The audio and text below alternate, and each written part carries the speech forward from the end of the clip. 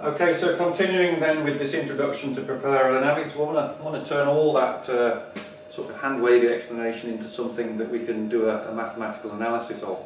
So, the most important thing is the location of the propeller disc. This is the propeller disc. This is the view from the side.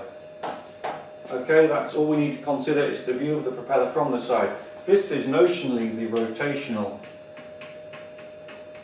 axis. Okay, propeller disc. That's the rotational axis. So let's just say that we've got omega like that. Our flight speed, v, is far upstream. Okay, now as I explained in the previous clip, we've got induced flow at the disc. So here, that's the induced flow.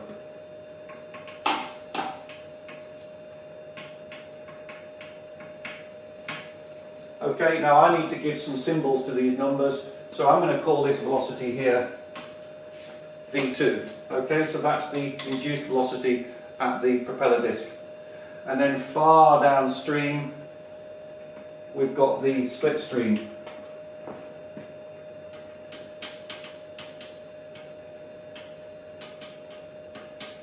Velocity v3. Okay, now in the revision notes you'll have seen that the thrust of a propulsive device is proportional to the difference between the velocity through the control volume far downstream and the flight speed. Okay, so that velocity is important, but for the propeller blade aerodynamics, the induced velocity at the disc is the important velocity there.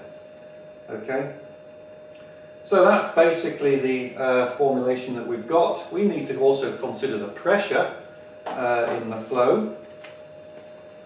Ambient pressure, P infinity, ambient pressure, P infinity. So ambient pressure far upstream, ambient pressure far downstream.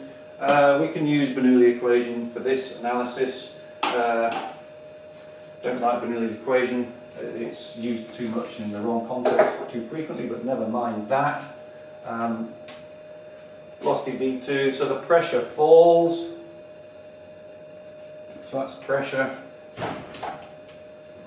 And there's a pressure jump across the disc, but the pressure falls back to ambient.